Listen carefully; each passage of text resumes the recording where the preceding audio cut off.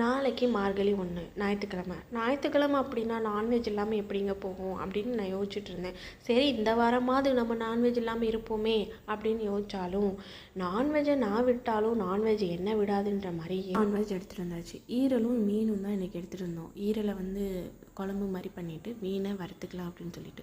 ஆனால் இந்த மீன் யாருக்குங்க பற்றும்? யானை பசிக்கு சோளப்பொரி மாதிரி 4 பீஸு தான் இருக்குது, இது எதுக்குங்க பற்றும் அப்படின்னு நான் பேசிக்கிட்டு இருந்தேன். ஸோ எங்கள் அம்மா வந்திருந்தாங்க. ஸோ 2 பேரும் காஃபி போட்டு குடிச்சிட்டு, சின்ன பிள்ளைலலாம், அதாவது கல்யாணத்துக்கு முன்னாடிலாம் நான் மீனோ இல்லை நான்வெஜ்ஜோ சுத்தம் பண்ணதே கிடையாது. முக்கியமாக மீன் சுத்தம் பண்ணதே இல்லை. ஏன்னா அது கையில் முள்ளெல்லாம் குத்தும், அப்புறம் எரிஞ்சுக்கிட்டே இருக்கும் அப்படின்னு சொல்லிட்டு. ஆனால் கல்யாணத்துக்கு அப்புறம் குருவி தலையில் தேங்காய் தூக்கி வச்ச மாதிரி தாங்க இருந்தது. ஏன்னா நான் ஒவ்வொரு வாரமும் என் ஹஸ்பண்டுக்கு மீன் பிடிக்கும் அப்படிங்கிறதுக்காக அந்த மீனை சுத்தம் பண்ணி பண்ணுவேன். அப்போல்லாம் என் கையில் முள் குத்தி மசாலா தடவும் போதெல்லாம் கையெல்லாம் எரியும். ஆனால் அதெல்லாம் பெருசாக வெளியில் சொல்லிக்கவே மாட்டேங்க. ஸோ நான் இன்றைக்கி அதை பண்ணும்போது எங்கள் அம்மாவும் இப்படி தானே நமக்காக பண்ணியிருப்பாங்க அப்படின்னு எங்கள் அம்மாவை பற்றி அப்பப்போ இல்லை அடிக்கடி யோசிப்பேன். கல்யாணத்துக்கு முன்னாடிலாம் எங்கள் அம்மா சொல்லுவாங்க, இப்போல்லாம் யாருமோ உனக்கு தெரியாதுடி, அப்புறம் தான் தெரியும்னு சொல்லுவாங்க. அது கண்டிப்பாக 100க்கு 100 உண்மை தாங்க. எங்கள் அம்மாவை நான் சிந்திக்காத நாளே கிடையாது. இது தம்பிக்காக பண்ணுற மீன் அப்படின்றதுனால நான் மசாலாவில் மிளகா கம்மியாக தான் போட்டு பண்ணியிருக்கேன். ஏன் அப்படின்னா அவருக்கு காரம் கொஞ்சம் கூட ஆகாது. காரம் கொஞ்சம் கூட ஆகாதுன்னா எப்படின்னா, துளி கூட காரம் சாப்பிட மாட்டேன். காரமே போடாத சாப்பாட்டில் கூட காரம் இருக்குதுன்னு சொல்லி தண்ணியை குடிப்பான்.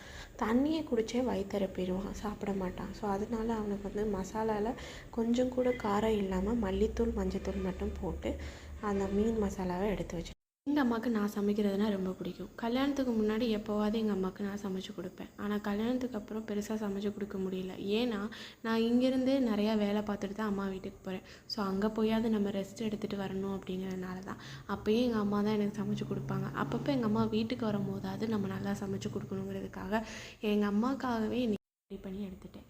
இந்த ஈரல் குழம்பு சூப்பராக இருந்துச்சுங்க. சாப்பிடும்போது செம்மையாக இருந்துச்சு. அப்புறம் சைட் பை சைடு தம்பிக்கு சூப்பு தாளிச்சிட்டு நம்ம எடுத்து வச்சுருந்தோம் இல்லையா, அந்த சூப்பையும் தாளித்து ஈரல் குழம்பு அண்டு அந்த சூப்பையும் ரெடி பண்ணியாச்சு. அப்புறம் மசாலா போட்டு வச்சுருந்த மீன் எல்லாத்தையும் வறுத்து எடுத்தாச்சு. ஸோ இந்த மீன் ரொம்ப ரொம்ப சூப்பராக இருந்தது. இங்கே பக்கத்தில் எங்களுக்கு ஐயப்பன் கோயில் பஜனை நடந்துகிட்ருக்கு. ஸோ சவுண்டாக இருக்கும். ஸோ அதனால தான் நான் கொஞ்சம் ஃபாஸ்ட்டாக பேசுகிறேன். ஸோ மீன் குழம்பு வச்சு எடுத்தாச்சு. ஒரே ஒரு மீன் இருந்தது, அதை மட்டும் போட்டு அந்த மீன் குழம்பு வச்சு எடுத்தாச்சு. எங்கள் அம்மாவுக்கு நான் வைக்கிற மீன் குழம்புனா ரொம்ப ரொம்ப பிடிக்கும். ஸோ மீன் வறுவல் அண்ட் மீன் குழம்பு, ஈரல் குழம்பு, இதுதான் இன்றைக்கி எங்களோட லன்ச். ரொம்ப ரொம்ப சூப்பராக இருந்துச்சு. ஸோ என் ஹஸ்பண்ட் வெளியில் போயிருந்ததுனால ஸோ நான் எங்களுக்கு மட்டும் கொஞ்சமாக சமைச்சு நாங்கள் மட்டும் சாப்பிட்டுக்கிட்டோம். ஸோ ரொம்ப எம்மியாக இருந்தது. என் பையனுக்கு அந்த ஈரல் சூப்பும் மீனையும் வச்சு சாப்பாடு ஊட்டிட்டேன். அவனுக்கு ஊட்டுறதுக்கு முன்னாடியே நான் சாப்பிட்டுட்டேன். ஏன்னா அவன் 1 மணி நேரம் சாப்பிடுவான் டிவி பார்த்துக்கிட்டு. அது வரைக்கும் நம்ம பசியோடு சாப்பிட்டோன்னா கோவம் வந்துடும். அதனால நான் முதல்ல கொஞ்சம் சாப்பாடை போட்டு வேகமாக சாப்பிட்ருவேன். நான் ரொம்ப ஸ்பீடாக சாப்பிட்ருவேன். ஸோ சாப்பிட்டுட்டு என் தம்பிக்கும் நான் சாப்பாடு ஊட்ட ஆரம்பிச்சிட்டேன். மீன் குழம்பு அண்ட் மீன் வறுவல், அப்புறம் ஈரல் தொக்கு, இது ரொம்ப ரொம்ப சூப்பராக இருந்துச்சுங்க. சாப்பிடும்போது எம்மியாக. நான் பண்ணது மீன் குழம்பு எனக்கு எப்போதுமே ரொம்ப பிடிக்கும்.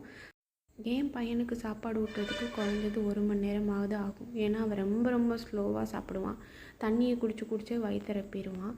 ஸோ அதனால அவனுக்கு நான் மெதுவாக தான் சாப்பாடு ஊட்டணும் அப்படிங்கிறதுனால நான் முன்னாடியே சாப்பிட்டுட்டேன்.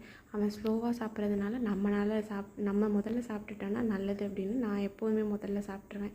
ஸோ அவனுக்கு சாப்பாடு பிசைஞ்சு மீன் அந்த ஈரல் சூப்பும் தாங்க இன்றைக்கி ஊட்டினேன். ஸோ அவர் டிவி இல்லை மொபைல் 2ல் ஏதாவது ஒன்று வேணும் அவருக்கு. ஸோ டிவியை போட்டு விட்டுட்டு டிவியை பார்த்துக்கிட்டே அவனுக்கு நான் சாப்பாடு ஊட்டிகிட்டு இருந்தேன். ஸோ ரொம்ப நேரம் ஆச்சு அவர் சாப்பிட்டு முடிக்கிறதுக்கு. ஒரு வழியாக எங்களோட லன்ச் இன்றைக்கி இப்படி தான் போச்சு.